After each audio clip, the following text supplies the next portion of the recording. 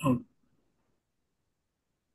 ya, teman-teman semuanya, sebagaimana informasi sebelumnya, lewat berbagai grup, termasuk grup khusus waiting list Kopdar tutup tahun, bahwa acara malam ini nih kita kasih kita kasih nama acaranya Zoomcast gitu, tradisi di komunitas yuk bisnis properti namanya Zoomcast. Temanya membangun reseller properti. Ini adalah Zoomcast yang kita adakan sebagai sebagai bagian dari rangkaian acara menuju Kopdar. Kopdarnya kapan nanti kita informasikan di akhir. Nah, Kopdarnya temanya sama nih tentang membangun reseller properti. Nah, malam hari ini sebetulnya preview aja ya, preview. Preview tuh artinya contekannya lah, contekannya, kebetannya kita buka sedikit di sini apa aja sih yang mau kita omongin nanti di Kopdar pada waktunya nanti yang akan diinformasikan di akhir nanti. Sekaligus supaya juga teman-teman yang dari jauh-jauh karena Kopdarnya itu diadakan di Jakarta ya. Teman-teman nanti yang dari jauh-jauh yang nggak bisa hadir minimal malam ini bisa dapat gambaran lah apa sih yang mau kita obrolin di Kopdar itu. Apa sih yang mau kita bahas di Kopdar itu. Itu Ray Smartnya itu ada kelas lagi ya, Mas? Bulan Gimana, apa gitu? Itu. gimana Mas Kan Arya? itu kan ada root to Ray Smart bat 2 itu. Oh iya, nanti Kira-kira ada bulan apa batch, ya? batch 2 nanti akhir Januari di Jogja. Nanti Mas tahu ya. diinfokan nanti. Harus ikut kali ini ya. Kalau Nah, jauh deh. Kenapa nggak di Jakarta sih? Kenapa nggak di online aja? Raiso ya? iso Hmm. Ya, sih. ketutup terus nih. Nah, teman-teman tadi sebagian udah kenalan, saya juga boleh kenalan ya. Ini nama saya, teman-teman. Eh, Sebagian mungkin udah kenal, tapi banyak yang mungkin belum kenal. Nama saya Daeng Masiga ya. Ini profil saya ini. Jadi saya bukan, kira-kira saya yang kanan apa yang kiri nih, teman-teman? Baju biru. Bukan yang baju biru ya. Saya bukan Fahri Hamzah dan bukan Wakil Menteri Perumahan. Nah, nama saya Daeng Masiga. Teman-teman kalau mau kenalan lebih jauh, ada Instagram saya ini, @daengmasiga. Boleh yang lagi pegang handphone dibuka, kita saling follow nanti.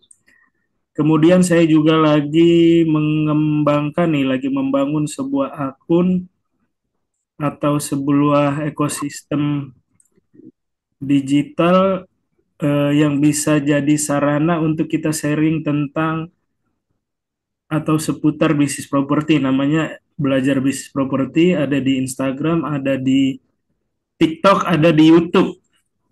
Nah, ini baru beberapa waktu belakangan aja, jadi followernya masih sedikit ya. Tolonglah di follow ya dan di subscribe supaya apa namanya makin semangat nih sharing-sharing di situ. Nanti mention juga supaya saya bisa fallback. Nah, teman-teman, di acara Kopdar nanti itu kita akan ngomongin tema tadi ya, tema tentang reseller. Ini kaitannya sebetulnya dengan rencana kita membangun apa namanya atau menyiapkan rencana bisnis terutama dengan pemasaran untuk tahun 2025 karena ini akhir tahun ya dan mungkin di tahun 2024 kemarin itu ada yang belum maksimal penjualannya pemasarannya maka sebelum tahun 2024 ini habis nah buru-buru deh kita bikin rencana pemasaran yang lebih baik supaya juga hasilnya nanti di 2025 lebih bagus gitu.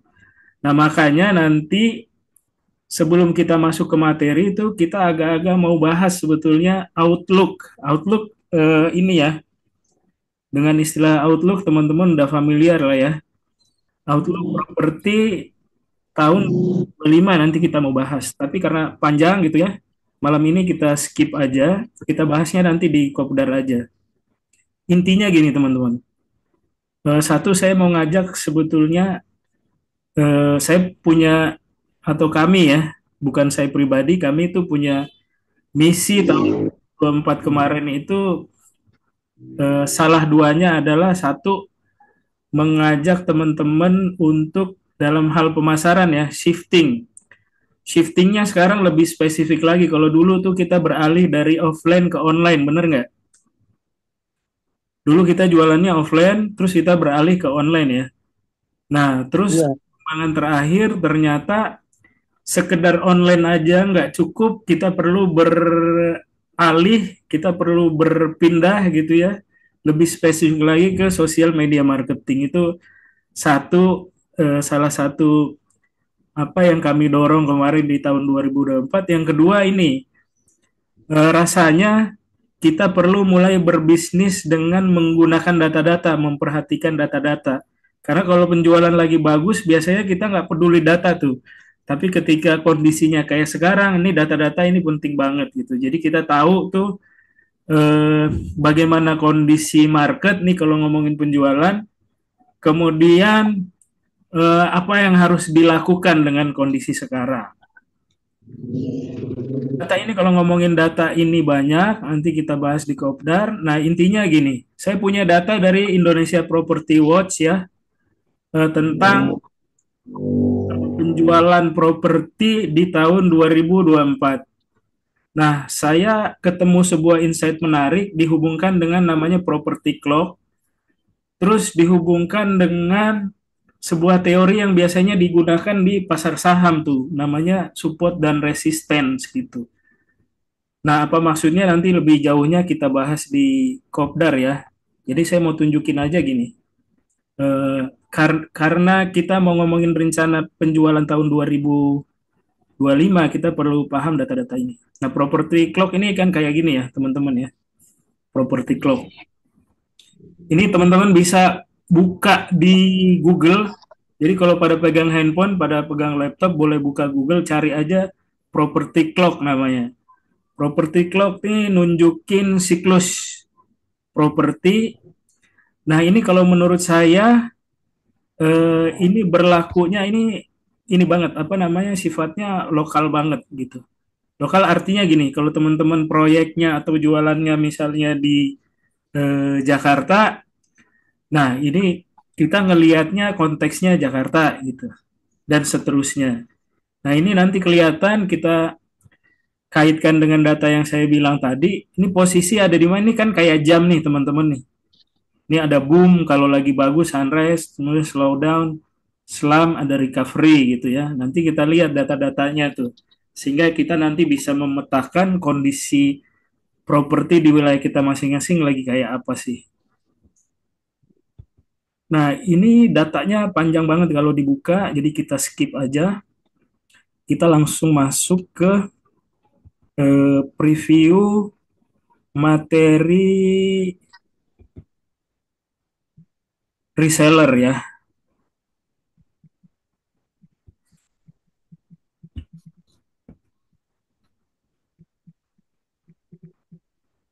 Ini eh, materi reseller ini sebetulnya nyambung ya teman-teman. Kalau teman-teman pernah ketemu saya sebelumnya di forum-forum sebelumnya, ini nyambung dengan materi-materi yang pernah saya sampaikan sebelumnya. Jadi sebelumnya terakhir itu eh, se- kan saya punya kelas namanya Rismat tuh ya, Real Estate Social Media Marketing. Sebelum itu saya diundang sama TDA Property Club di Depok untuk waktu itu kasih materi temanya tiga pilar pemasaran kurang lebih begitulah. Nah, saya mulainya dari ini, teman-teman. Saya mulainya dari kalau teman-teman hari ini saat ini tuh mengalami kesulitan penjualan, kemudian masih terkaget-kaget sehingga bingung menyikapinya gimana. Ini saya mulai dengan ini. Jadi ada dua prinsip yang teman-teman perlu pegang. Ini saya ulang-ulang nih di banyak sekali kesempatan. Satu itu follow the crowd. artinya bahasa Indonesianya ikuti pergerakan orang. Jadi pasar itu menurut saya selalu ada gitu ya. Apalagi kalau kita ngomongin properti itu kebutuhan pokok gitu. Rumah itu kebutuhan pokok. Jadi pasarnya rumah itu selalu ada, cuman mereka ada di mana itu yang perlu kita ikutin sehingga kita selalu update dan selalu bisa beradaptasi. Paham ya maksudnya ya? Masuk ya. Jadi contohnya tadi saya bilang shifting ke social media marketing. Kalau dulu kita jualan offline, nah perilaku orang itu kan berubah. Orang berbelanja kemudian lewat online. Nah, kita pindahkan jualannya online. Kalau kita tetap offline, kita ketinggalan nih, nggak bisa jualan karena orangnya bergeraknya ke online gitu. Terus kemudian zamannya sekarang sosial media, orang pindah lagi nih ngumpulnya di sosial media, maka kita ikuti tuh. Nah, yang kedua itu saya kasih istilah follow the money, ikuti pergerakan uang. Nah, kalau masih mau jualan sekarang, ya harus pinter-pinter meriset, kemudian melacak uang itu ada di mana nih, siapa yang pegang uang hari ini gitu. Karena kita tentunya kan mau jualan itu sama orang yang punya uang gitu. Itu kan ada dua Uang itu ya, dua follow. yang punya daya beli ya, pengertiannya daya beli. Karena kalau teman-teman belajar penilaian properti, ilmu penilaian properti itu eh, teori tentang nilai itu hanya bisa terbentuk kalau misalnya ada daya beli gitu ya, ada purchasing power. Kalau orang butuh, orang mau dan seterusnya, tapi nggak ada daya beli, nggak terjadi, nggak terbentuk nilai, nggak tercipta nilai, nggak terjadi transaksi. Maka pegangannya yang kedua adalah ikuti pergerakan uang. Gitu. Tanya-tanya, tanya coach. Ini kalau dibahas nih panjang lagi nih. Nanti eh, apa namanya nggak masuk-masuk ke materi intinya ya. Jadi kita skip dulu. Nah, kemudian kenapa saya ngajakin teman-teman dan ngajakin kita semua untuk bangun reseller. Nah, kemarin waktu di TDA ini yang saya bawain ada tiga pilar klasik ya, tiga pilar plus klasik waktu itu temanya supaya jualan properti tetap asik walaupun di masa paceklik waktu itu gitu. Nah, apa aja pilar klasik? Pilar klasik itu bukan pilar yang pengertiannya kuno, enggak juga, cuman eh, apa namanya? Kenapa dikatakan klasik? Karena pada dasarnya mungkin kita semua udah tahu nih, kita semua udah tahu, tetapi karena selama ini jualannya enak, jadi nggak pernah ngeh gitu bahwa kita melakukan itu terus kita apa namanya kita lupakan dalam pengertian eh, apa sih kita nggak ngeh gitu ya bahwa bahwa ada hal-hal yang selama ini kita jalankan yang works yang berhasil dan seterusnya sehingga saya perlu mengingatkan gitu sehingga kita perlu diingatkan apa aja sih itu. Nah, ini teman-teman mind map-nya seperti ini yang saya maksud tiga pilar klasik itu. Kenapa klasik? Tadi saya ulangi lagi karena teman-teman ini sebenarnya udah tahu semua nih. Satu itu offline ya. Kalau pemasaran kan kita offline. Offline tuh apa aja? Pemasaran secara offline apa aja? Walaupun zamannya zaman online, tapi tetap ini nggak bisa ditinggalin nih. Nanti kita bahas kenapanya nih. Lempar brosur. Gegar bahu. Ya, banner dan lain-lain ya. Ini something yang Bener, di stasiun. ya, ini something yang biasa banget sebetulnya. Cuman kadang-kadang eh, terlupakan, kadang-kadang kita abaikan. Padahal bisa jadi ini bisa mendatangkan penjualan gitu. Hari ini ketika semuanya online, bisa jadi ada yang menyepelekan dan meninggalkan brosur misalnya, canvassing misalnya kayak gitu. Nah ini sebenarnya diingetin lagi bahwa ada loh yang namanya pemasaran offline, nggak selamanya harus dengan online gitu misalnya. Kemudian yang kedua online, kan teman-teman juga paham ya, online kan digital marketing. Digital marketing itu paling tidak bisa dikategorikan dua, ada e-commerce yang berbasis web gitu ya, marketplace salah satu contohnya. Kemudian hari ini tuh ada namanya social commerce. Kalau teman-teman lihat di mana-mana hari ini orang ngomong pergeseran nih dari e-commerce yang berbasis web, berbasis marketplace ke social commerce yang berbasis sosial media. Ini juga nanti bolehlah kita diskusikan nanti nih supaya nggak terlalu panjang. Nah, yang ketiga ini yang saya namakan kategorinya partnership.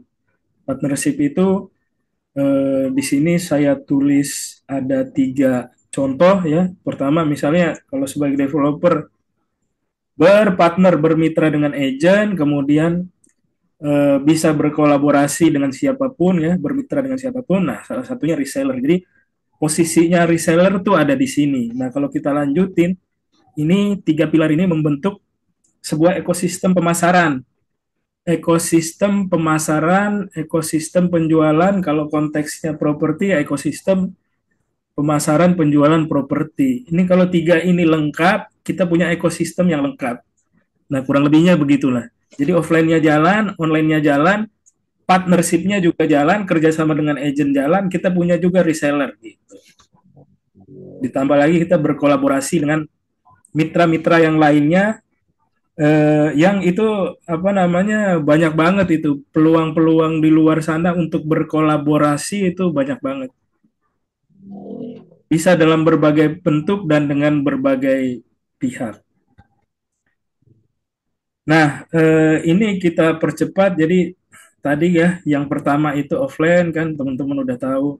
Terus yang kedua itu online nih banyak. Ini kalau kita bahas panjang lagi. Di sini agak panjang jadi saya skip ya. Saya skip langsung kita ngomongin tentang reseller.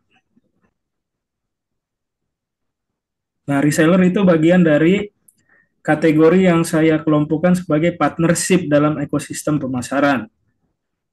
Partnershipnya paling tidak 3 gitu yang kita angkat, agent, reseller, kolaborasi.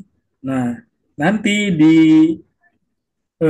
apa Kopdar nanti kita akan ngomongin secara khusus nih mengenai how to, bagaimana caranya membangun reseller properti. Nah, teman-teman sebelumnya ada nggak yang pernah menggunakan reseller? Pakai reseller dalam penjualan properti ada nggak yang pernah sebelumnya?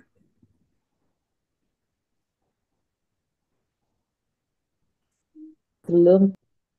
Belum ya? Ada bang. Belum. Ada, oke.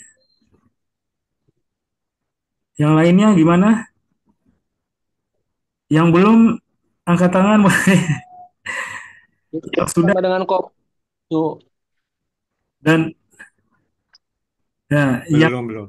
ya, yang belum enggak sudah enggak ini masuknya apa nih? Nah, jadi reseller teman-teman apa namanya? Kalau ngomongin reseller itu susah-susah gampang ya. Artinya bisa jadi kita menduga bahwa membangun reseller itu gampang, tetapi dalam pelaksanaannya ternyata nggak semudah yang kita bayangin juga gitu. Sehingga emang ada ilmunya dan kita perlu tahu ilmunya gitu, perlu belajar ilmunya. Nah, kita mulai dari istilah dulu nih, karena kemarin tuh agak-agak ini juga ya, agak-agak apa namanya, agak-agak rancu juga ya waktu kita ngomong di grup, reseller nih yang dimaksud gimana sih di properti gitu, bener nggak gitu? Bener ya? Kalau nggak ada yang jawab, saya agak bener aja nih. Ya. Ya, jadi istilah ini agak rancu gitu, karena kita taunya reseller tuh biasanya reseller berhubungan dengan retail nih, produk retail apa aja sih, kayak kuliner, kayak fashion, Satu. lain-lain. Nah, itu yang paling banyak kan menggunakan reseller gitu ya.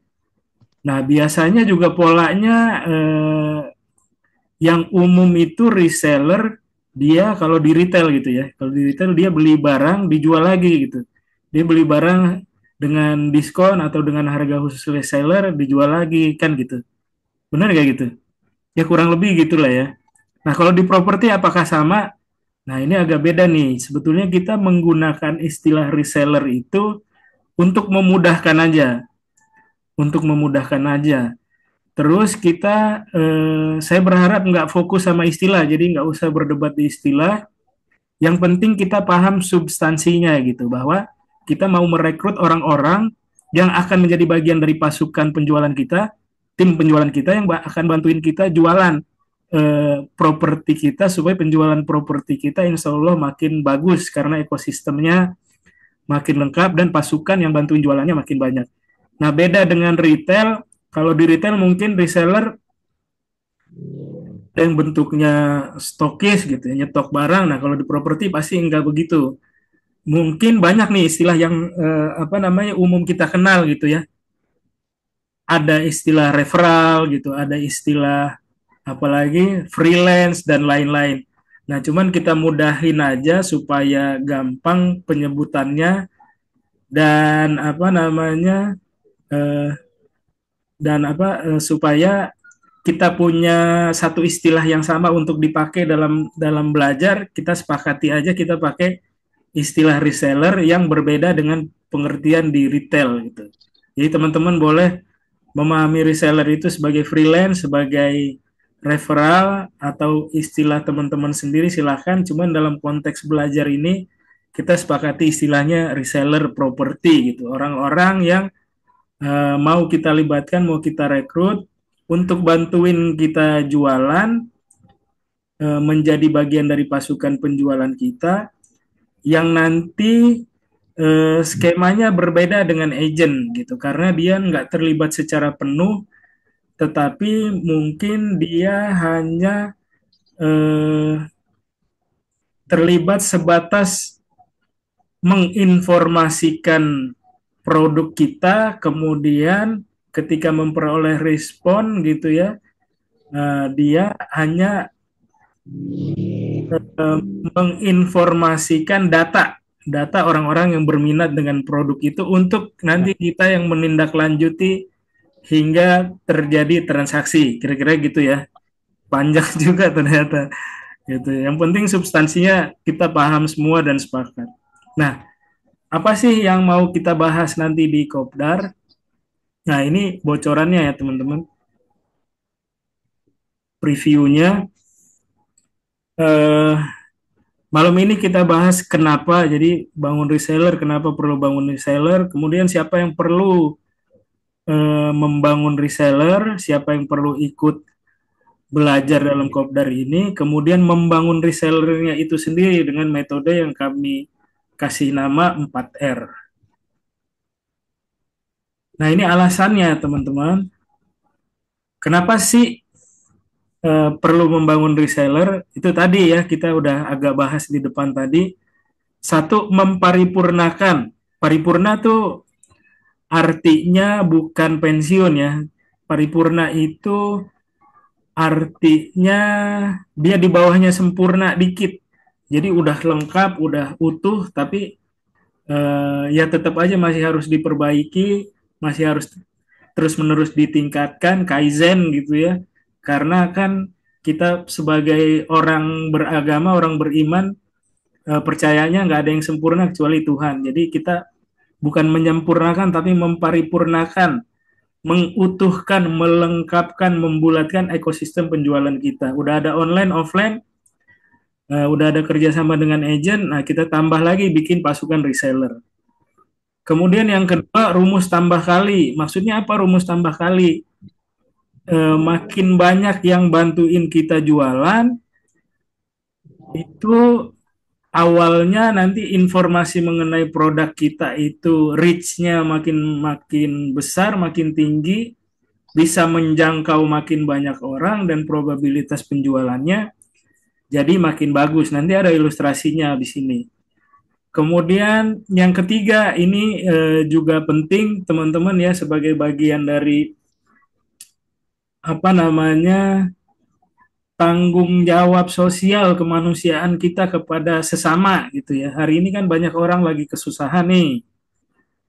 kalau kita baca berita, apalagi kalau teman-teman suka baca berita dari CNBC, itu eh, apa namanya, serem-serem itu beritanya setiap hari gitu tentang ekonomi gitu. Nah, banyak orang kena PHK dan lain-lain. Nah, ini mungkin eh, sesuatu yang bisa kita berikan sebagai alternatif solusi, walaupun mungkin kita nggak bisa bantu sesama dengan apa namanya, dengan memberikan dalam bentuk materi langsung, tapi kita misalnya yang ngasih peluang karena kita juga hari ini menghadapi tantangan juga gitu ya. Jadi berbagi solusi dan peluang di situasi menantang. Kemudian yang terakhir secara spiritual ini barangkali aja silang gitu ya.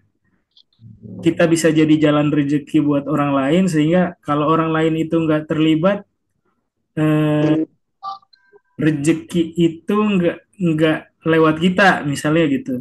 Tapi sebaliknya juga orang lain itu jadi jalan rezekinya kita gitu. Barangkali nanti ada orang-orang baik, orang-orang yang sering berbuat kebaikan, beramal soleh, terus terlibat dalam tim reseller kita itu jadi berkah, jadi jalan buat dibukain pintu-pintu penjualan. Mudah-mudahan begitu. Amin. Ada amin. Amin. Nah, kira-kira Amin, amin, amin. kemudian berikutnya siapa sih? Nah, ini ilustrasi tambah kali nih, teman-teman. Ilustrasi tambah kali. Jadi ini salah satu grup reseller yang lagi dibangun sama Pak Purwanto. Ini di grupnya ada 367 anggota. Ini udah disaring gitu ya, sudah disaring. Tadinya saya sendiri nggak tahu karena beliau diam-diam bikin grup reseller. Jadi ini salah satu grupnya, ada beberapa grup. Beliau rekrutmen awal itu melalui dan seterusnya yang masuk ke grupnya itu sampai dengan hampir 1.000 orang. Hampir 1.000 orang yang masuk grupnya minat untuk jadi reseller. Nah, kemudian melalui proses penyaringan, nah ini dibagi menjadi beberapa grup, salah satunya ini 367 anggota. Nah, ini teman-teman bisa bayangin kalau misalnya kita punya reseller 367, kemudian masing-masing reseller ya, masing-masing reseller, kira-kira hari ini nih rata-rata orang punya WA nggak teman-teman? Hari ini Punya, punya WA ya? Hari ini punya coach, orang punya, punya. punya. Se- Aktif lagi kalau di WA itu. Nah, itu dia aktif lagi. Nah, satu orang yang punya WA kira-kira minimal berapa tuh kontaknya di handphonenya tuh? 200 200-an 100. nyampe ya? Paling dikit, nyampe paling dikit ya. Cepet ada ya, cepet ya 100 ya. Ada lah. masuk. Masuk 100 ya. Nah, bayangin kalau kita punya 367 reseller, masing-masing reseller di handphonenya, di WA-nya ada 100 kontak, kemudian semuanya nge-broadcastin misalnya. Berarti informasi produk kita, penawaran kita nyampe ke berapa orang tuh? Wah, lebih dari 367 kali 100. Berarti 3.000, 36.000, 3.000 apa 36.000? 36.000. 36.700 gitu. Ada nggak peluang terjadi penjualan di situ? 1 banding berapa? Bisa ada banyak. Ya mungkin banget ya, karena 36.000 itu banyak banget gitu. Kalau 1% aja misalnya tingkat konversinya, itu udah lumayan banget misalnya gitu Iya. logikanya 67 juga. tambah kali. Dan itu eh, mungkin ya kita nggak secara langsung pakai iklan, bener nggak? Iklan yang berbayar nih maksudnya. Betul, Marketplace, betul. pakai ads, itu bisa sampai ke 30.700 orang. Itu apa namanya, powerful banget menurut saya. Apalagi kalau lebih dari ini. Apalagi kalau bisa misalnya punya reseller, grup WA itu kan maksimal 1.024 kalau nggak salah ya. Betul. Ya, misalnya punya reseller sampai 1.000 orang, luar biasa tuh. 1.000 orang semuanya aktif, satu orang punya 100 kontak ya bisa kebayang gitu ya. Walaupun nanti ada ininya juga prosentase keaktifan dan lain-lain gitu. Tapi kira-kira ilustrasi tambah kalinya maksudnya kayak begitu. Nah, terus siapa nih yang perlu punya reseller? Kemarin kan ada isu ya. Isunya gini, eh, developer punya reseller, ya.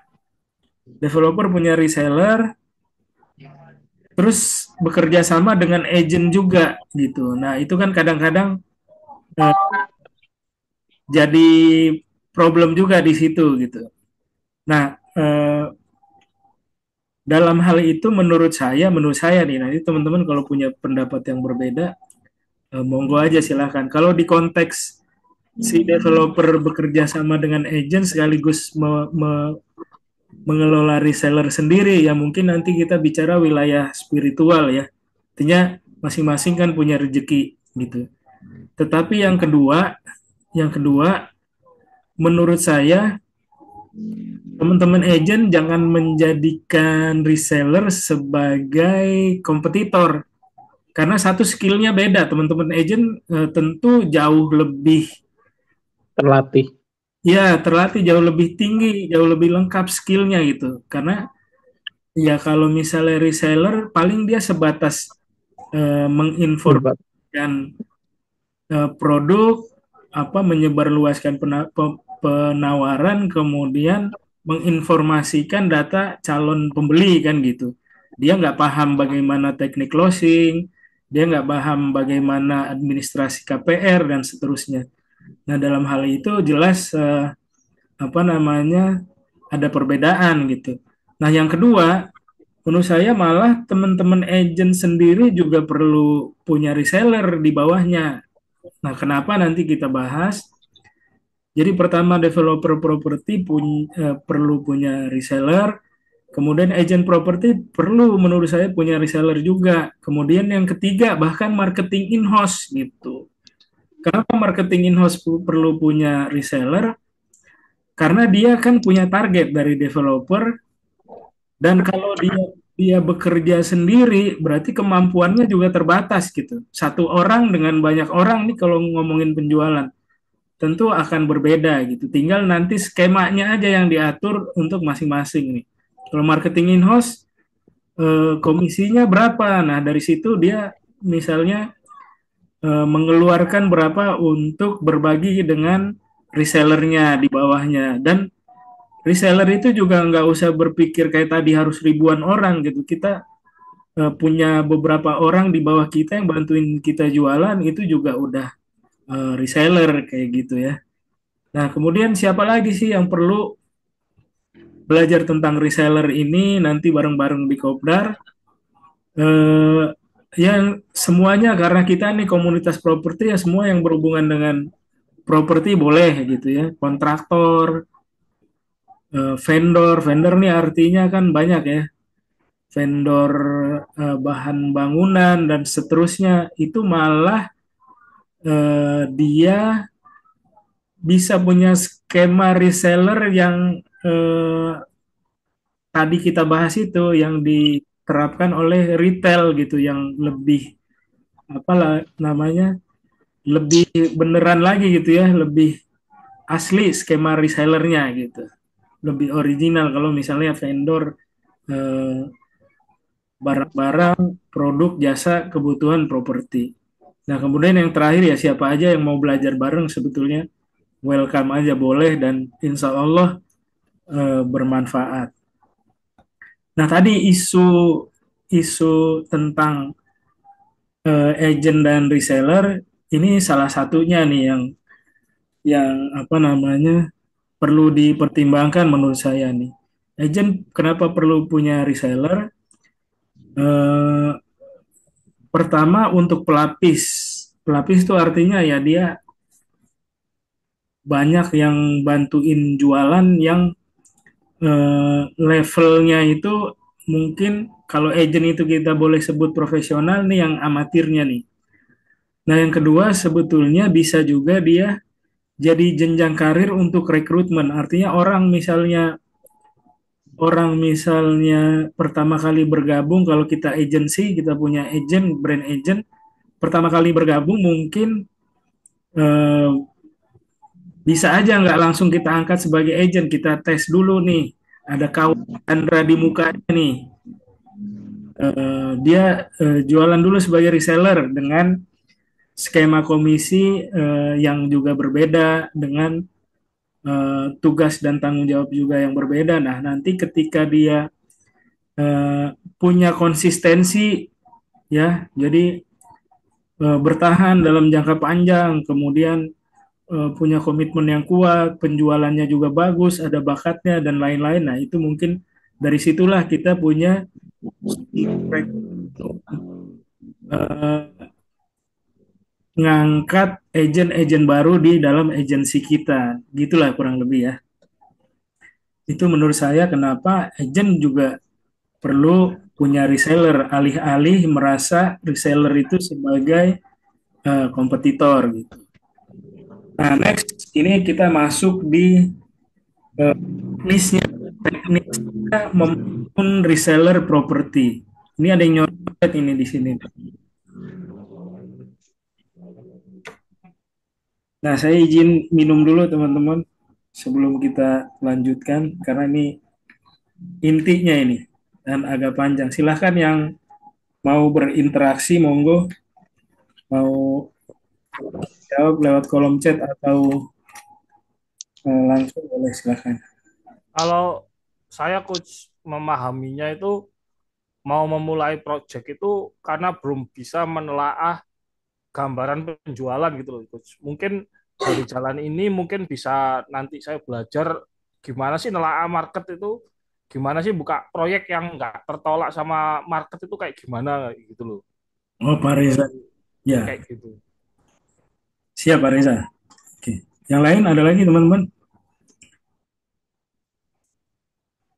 Yang tanya itu apa? Yang nomor satu kan pergerakan orang, yang kedua kan pergerakan duit. Ya. Kita Ya, pilih yang mana ya? Oh, pergerakan orang kan belum tentu ada duitnya. ya, kita pilih dua-duanya. Jadi kita ikutin kan, kalau secara umum market bergerak kemana kita ikutkan gitu. Bukan kita bertahan di apa namanya, di tempat-tempat yang kita sukai, tetapi kita ikut kemana pasar bergerak. Nah, dari situ nanti kita bisa petakan lagi tuh.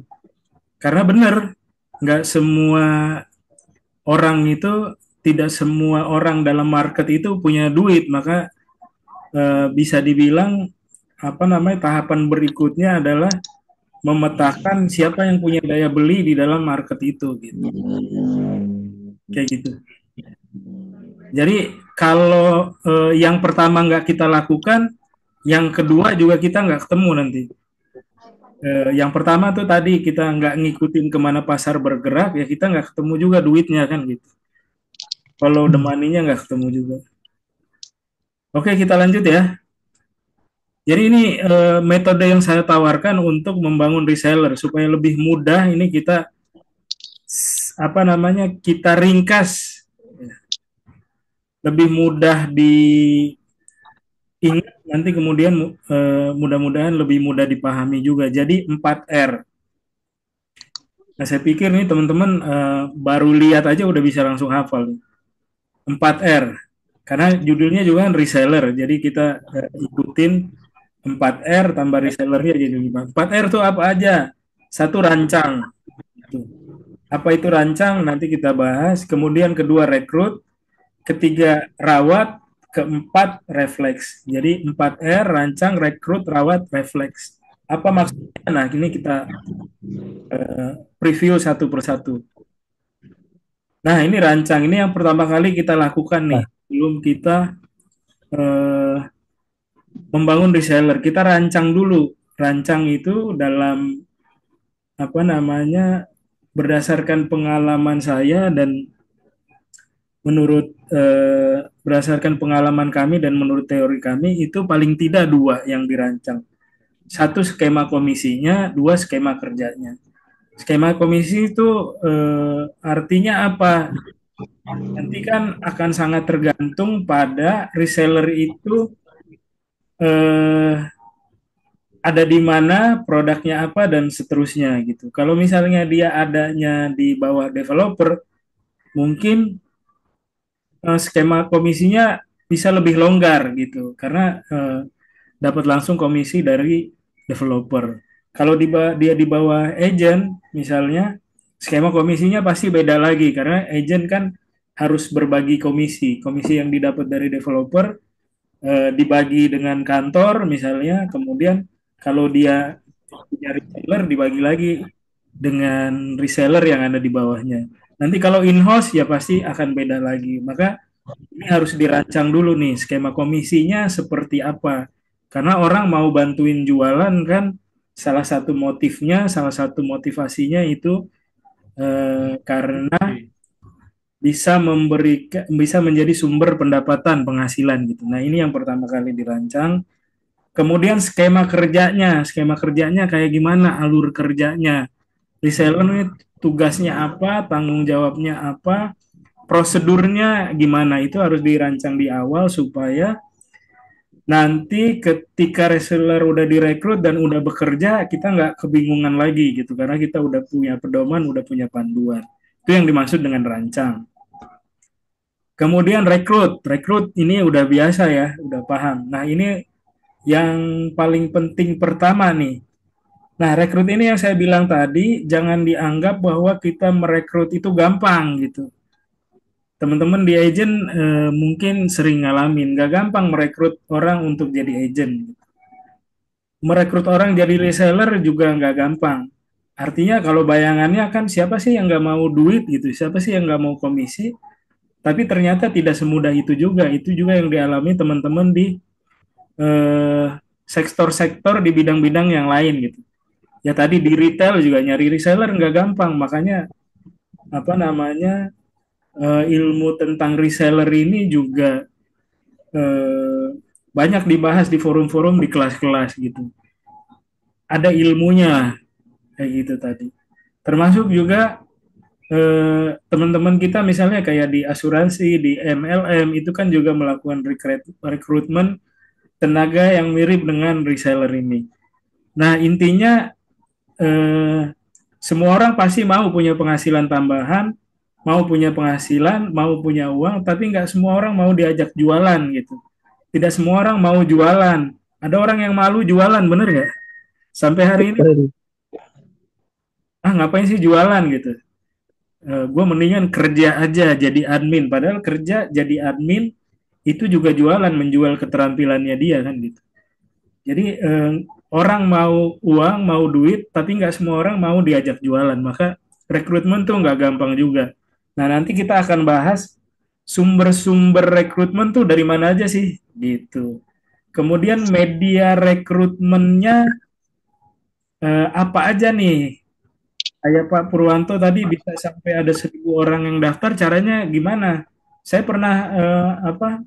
Ya kenapa kenapa saya sharing mengenai reseller? Karena saya sendiri kan pernah membangun tim reseller gitu. Nah, untuk dapat pendaftar pertama yang sebelum disaring gitu ya, sampai 1.000 orang tuh nggak gampang banget. Nah, rasanya ilmu ini penting, dan kalau teman-teman di bidang-bidang yang lain kalau tahu ilmu ini juga, kalau dikasih tahu mereka akan seneng banget karena nggak gampang itu. Medianya apa aja, caranya gimana, cara merekrut itu kan ada tuh cara-caranya. Kemudian strateginya apa aja. Nah, ini saya ada satu ilustrasi mengenai strategi nih, teman. Strategi dalam, ini dikasih judul strategi targeting dalam rekrutmen. Ini bagian dari strategi. Ini teman-teman kalau lihat gambar ini yang muncul di bayangan ini apa nih teman-teman? Gen Z, Ya, anak muda. hubungannya dengan rekrutmen gimana kira-kira? Karakternya. Ya, karakternya gimana, Pak? Ya, Sesuai daya juangnya perkembangan buat sekarang. daya juangnya dia buat komitmen itu kan kalau Gen Z selama ini trennya itu eh, susah diatur gitu. Susah Kalau diatur.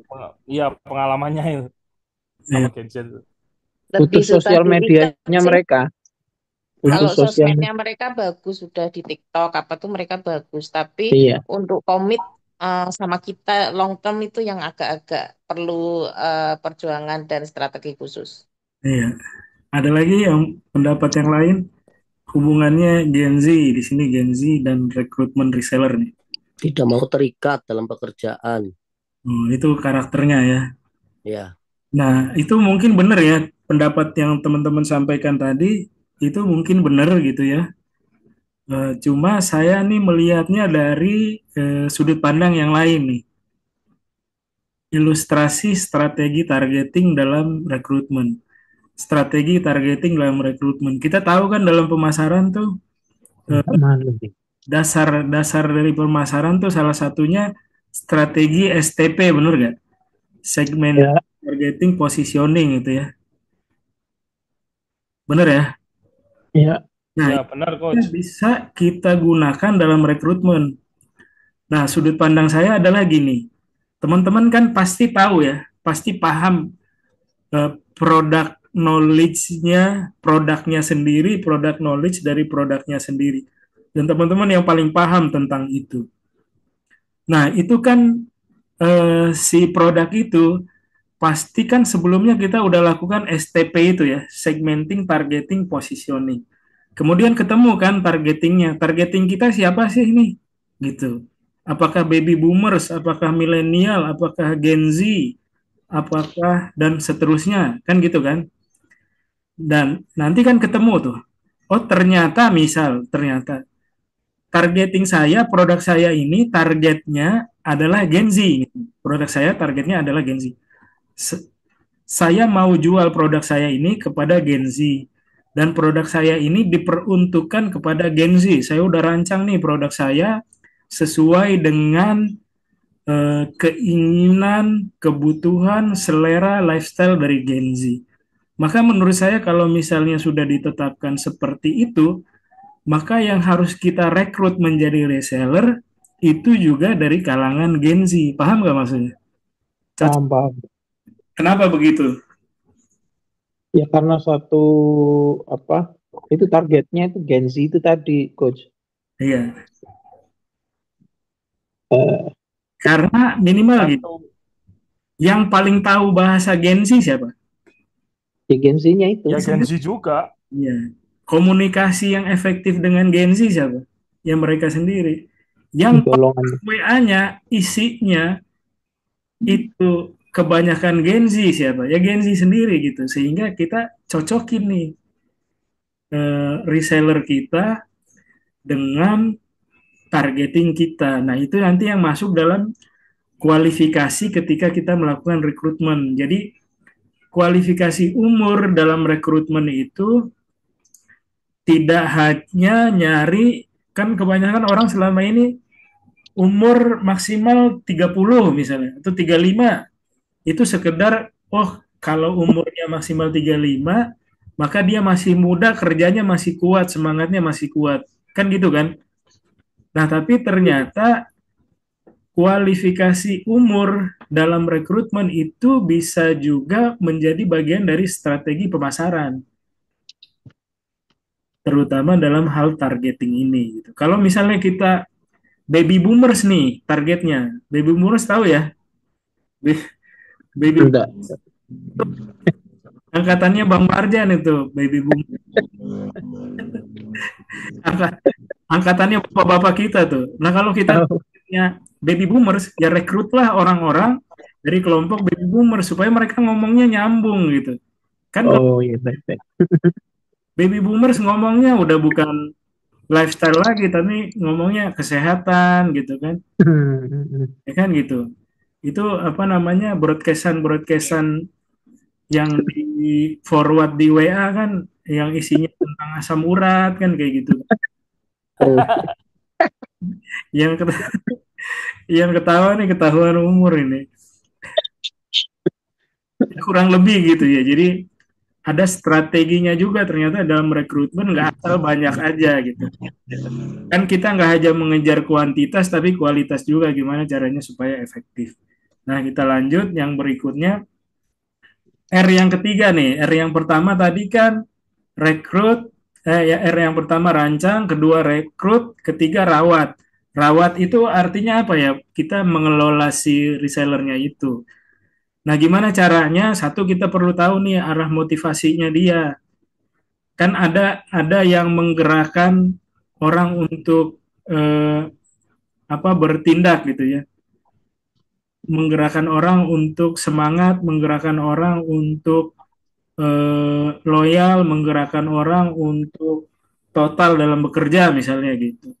Nah, kita perlu nih arah motivasi, perlu tahu arah motivasinya. Nanti kita bahas di Kopdar. Kemudian apalagi kan kita harus memberikan training juga. Orang mau jadi reseller, misalnya dia dari latar belakang non dia penghasilan tambahan, nah bisa jadi dia belum paham nih tentang properti. Kita perlu training.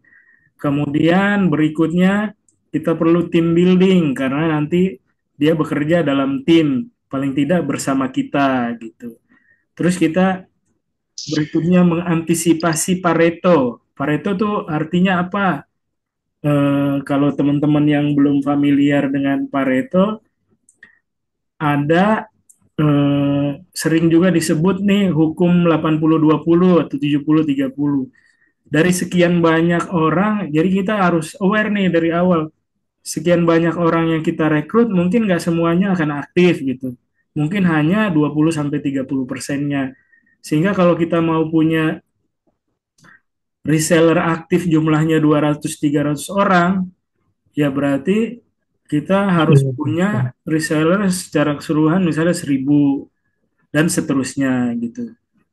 Terus aktivitasnya nih, nanti mereka kan kita tampung nih. Kita tampung apakah kalau yang paling sederhana misalnya kita tampung dalam paling sederhana dan umum gitu. Kita tampung dalam grup WhatsApp misalnya begitu.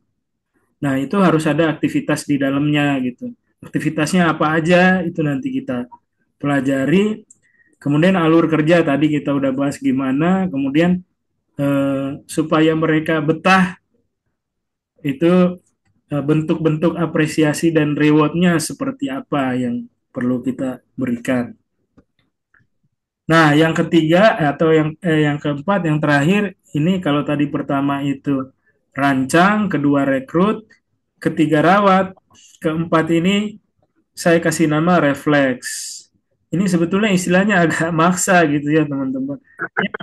Tapi supaya nyambung jadi 4R, jadi gampang. Agak maksa dikit. Sebenarnya yang saya maksud adalah otomatisasi atau otomasi gitu. Nah, saya cari padanan katanya apa di Google, ketemu ini, ternyata refleks itu padanan katanya otomatis juga ya. Nah, artinya apa? Saya pernah ngobrol sama teman dari Pekalongan, nggak tahu beliau hadir nggak nih, namanya Bu Rini. Bu Rini itu owner agency di Pekalongan yang jualannya lumayan kenceng karena dia punya tim penjualan yang banyak.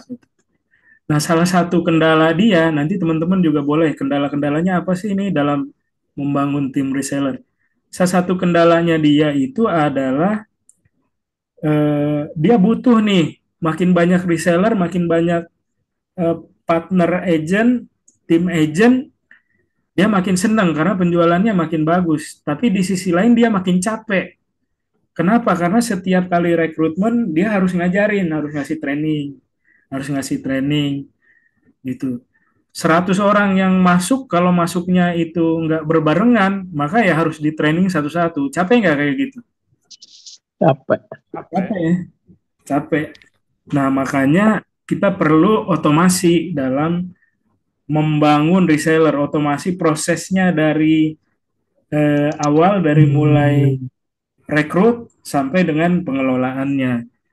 Nah, salah satu caranya, alhamdulillah hari ini kan kita dibantu dengan ini, perkembangan teknologi digital gitu, teknologi informasi, maka kita bisa lakukan digitalisasi Maju. Untuk apa? Satu, otomasi rekrutmennya. Dengan bantuan teknologi digital, rekrutmennya bukan cuma bisa jadi otomatis, tapi bisa jadi lebih apa namanya, lebih powerful gitu. Pak Pur itu bisa sampai ratusan orang, ribuan orang karena manfaatin itu eh, teknologi digital. Kemudian otomasi dalam merawatnya, dalam pelanya, sehingga nanti nggak perlu setiap satu orang masuk, satu orang di training. Nah, kita bikin otomatisasinya gitu. Nah, ilustrasi digitalisasi itu kurang lebih seperti ini, teman-teman ya. Jadi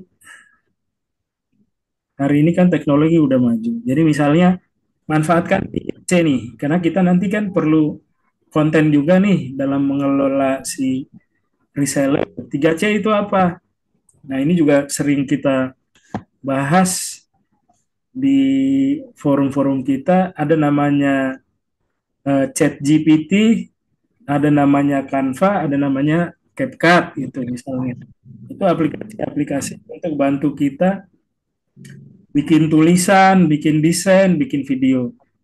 Kemudian yang kedua, manfaatkan eh, iklan berbayar di sosial media yang hari ini masih paling powerful, namanya Meta Ads. Itu ilustrasinya.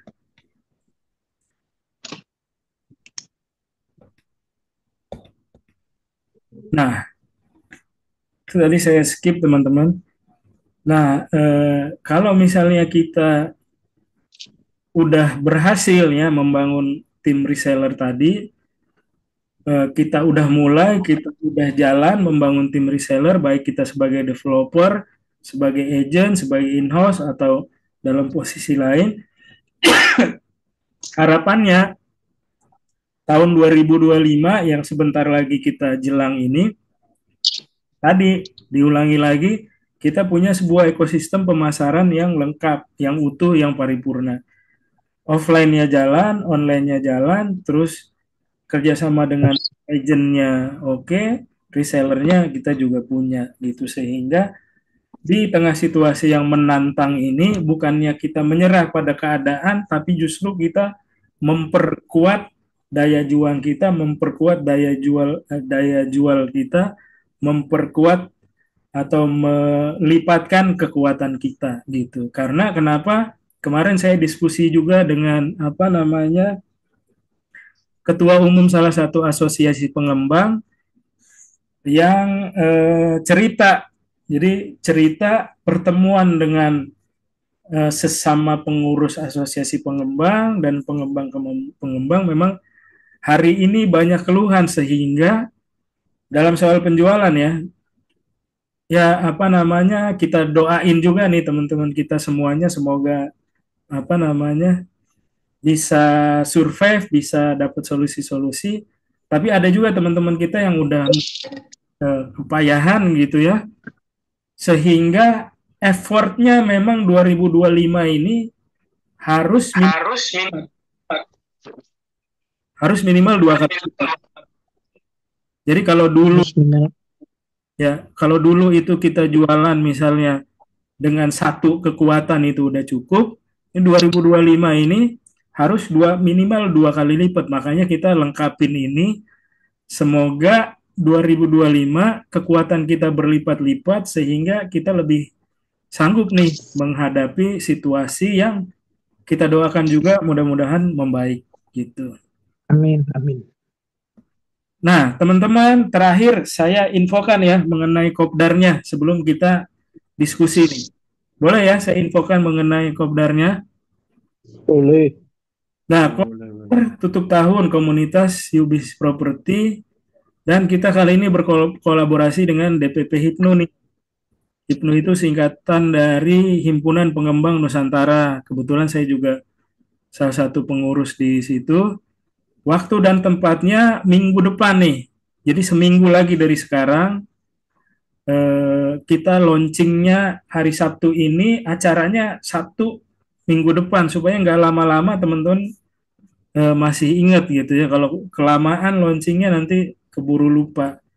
21 Desember sebelum liburan. Kalau di atas itu kayaknya orang-orang udah sibuk liburan. Tempatnya di apartemen Pejaten Park Residen, Jakarta Ke Selatan. mana ya?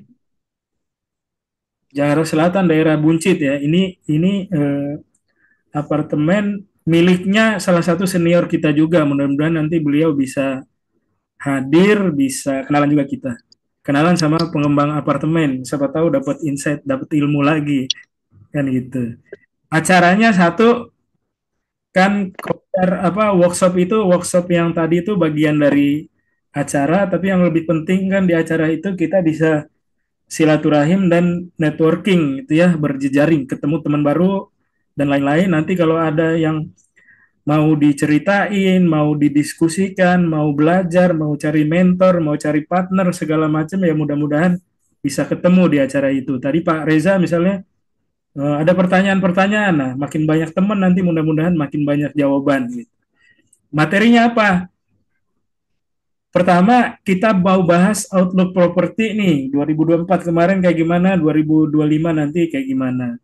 Kemudian yang kedua pasti tadi materi intinya, workshop bangun reseller dengan 4R tadi. Nah, perlu teman-teman ketahui juga nanti dapatnya apa kalau ikut acara Kopdar itu. Satu, dapat tentunya full day workshop tadi. Jadi kita workshop seharian tuh dari pagi sampai sore lah. Kemudian nanti dapat snack, dapat makan siang. Terus dapat bonus nih teman-teman. Jadi udah ikut workshop masih ada bonusnya supaya menunjang nanti teman-teman dalam mempraktekkan ilmunya. Satu nanti dapat bonus template copywriting untuk rekrutmen. Copywritingnya kayak gimana nih kalau kita mau rekrutmen? Sehingga nggak usah pakai mikir lagi, tinggal ditiru aja. Kemudian dapat template product knowledge. Teman-teman kalau belum punya product knowledge ya, selama ini belum bikin semacam booklet, nanti ada template-nya, teman-teman bisa edit. Editnya pakai apa? Nah, pakai 3C itu nanti diajarin. Kita bahas juga dikit. Kemudian ada template panduan reseller. Jadi nanti kita bikin panduan reseller nih untuk kita kasih ke reseller kita. Ini bagian dari otomasi nih. Sehingga tinggal di-share, dia baca, ya, kita nggak perlu jelasin lagi, tinggal jawab aja pertanyaan kalau misalnya ada pertanyaan. Kemudian ada 5 contoh video otomasi. Untuk mengotomasi, nanti kita pakai video. Contohnya gimana? Nah, itu nanti dikasih. Ada 5 video. Teman-teman nanti udah lihat video itu, mau ditiru, mau bikin lebih banyak lagi, sesuai kebutuhannya, boleh. Kemudian nanti ada template SOP dan sales script. Jadi SOP-nya untuk si reseller. SOP-nya gimana? Tadi kan skema kerja, alur kerja ya. SOP-nya, jadi dia udah tahu apa yang harus dilakukan. Kemudian sales script. Biar reseller tuh jangan banyak mikir juga. Udah dikasih tahu nih sales script-nya. Kamu kalau ditanya ini, jawabnya ini. Kalau ditanya ini, jawabannya ini, dan seterusnya. Nah, itu semua jadi bonusnya nanti dari workshop ini.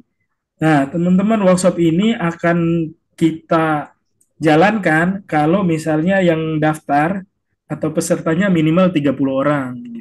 Kalau ada minimal 30 orang, baru kita jalanin nih workshopnya.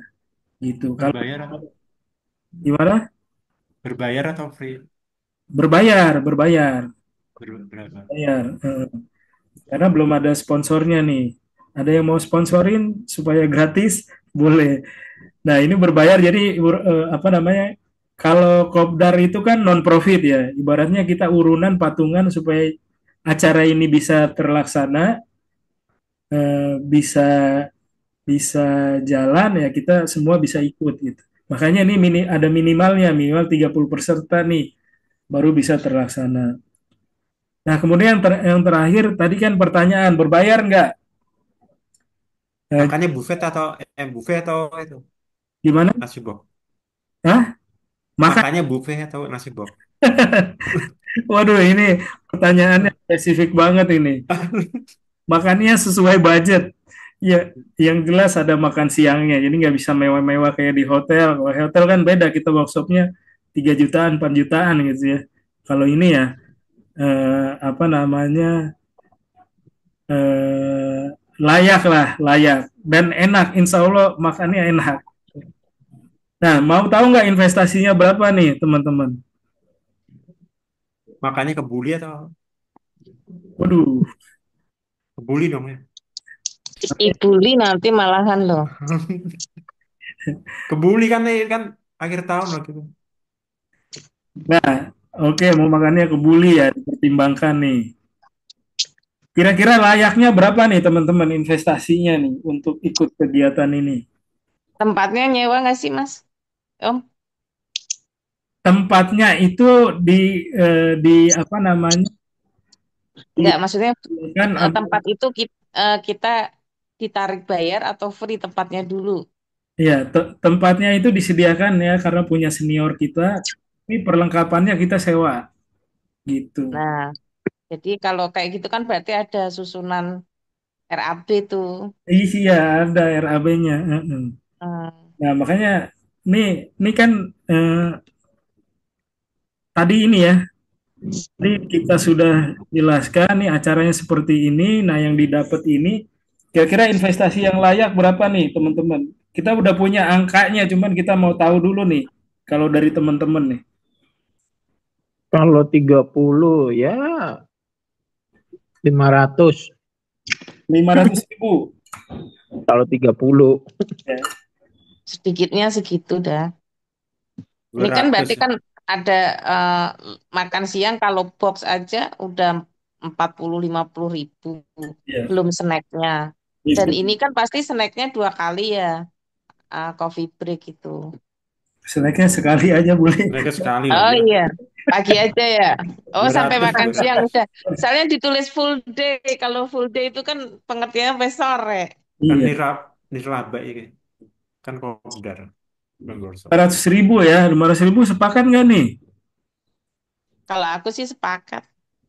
Nih berarti bule 500.000 nih nanti. 200. Nah, tadi siapa lagi tadi satu yang bilang 500.000 itu yang nyebut 500.000 berarti harus 500.000. Nah tapi syukurnya nih ternyata nggak perlu sebesar itu teman-teman. Saya buka ya. Teng teng teng. Nah ini investasinya teman-teman. Investasi dalam rupiah. 200. Nanti kalau misalnya mau transfernya bentuk dolar juga nggak apa-apa sih. Nah kan Jangan kelamaan, Om. Kelamaan nyampe nanti harus pakai dolar.